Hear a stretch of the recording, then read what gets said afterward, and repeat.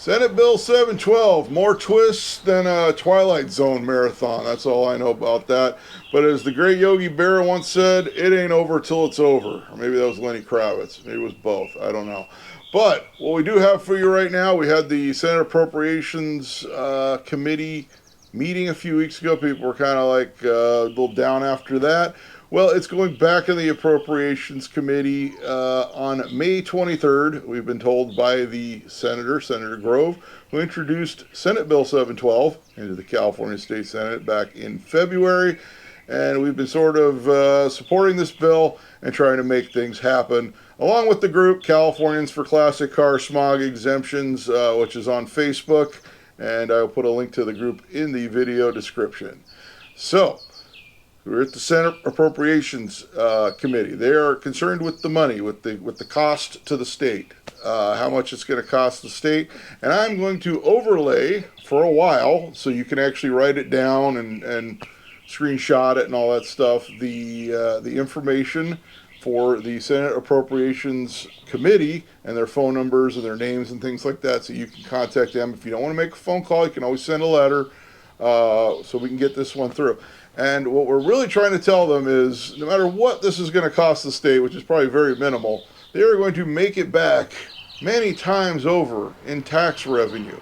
And this includes business taxes from businesses that provide services to these classic vehicles, as well as the sales tax, including parts. And you got to remember, when you order parts out of state, they still charge you California state sales tax. Many parts of the state, such as LA County here, we're over 10%. That's quite a bit of money, especially if you're ordering thousands of dollars of parts.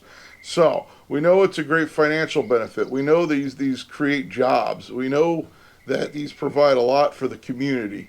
And we know that the state will make a lot of money by having these vehicles be exempted. Because currently, people are kind of afraid to put money in these cars because they're like, ooh, is it going to pass next time? Or am I going to even be able to find a smog station that will touch this car?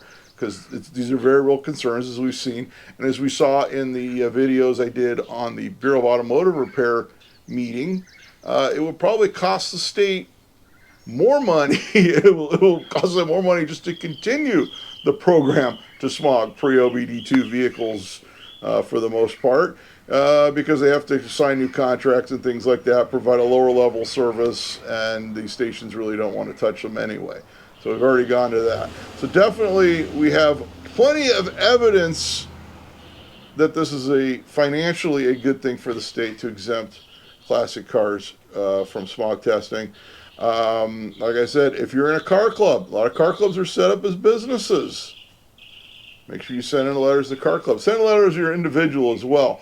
But we need to especially find the groups, find the businesses, the people who will financially benefit from this, who pay taxes to the state of California, business taxes, sales taxes, have that Bureau of Equalization permit, business licenses, and things like that.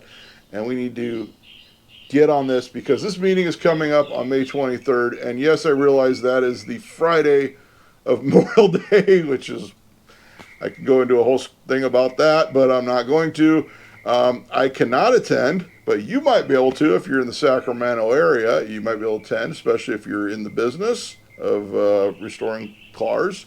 They might want to hear from you. I'm not sure how that works. You need to check with their web. I put a link to the Facebook group for Californians for Classic Car Smog Exemptions, as well as the Appropriations Committee. They have their own separate website.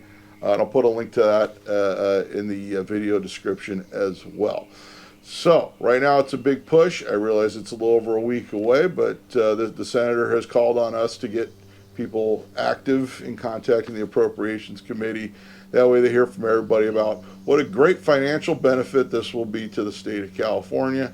As always, I'll try to keep you updated as things roll in. I'm expecting another update hopefully in the next week or so, maybe even before the hearing. Like I said, I cannot attend. I will be in Santa Maria at Cruising Nationals with my daughter filming there, and that's where I'll be on the 23rd. All right, join the group. Keep checking up on these updates. Make sure you like, make sure you subscribe, comment. Let's keep this train rolling. Let's push it on through, and let's make some things happen. And until next time, I'll be seeing you.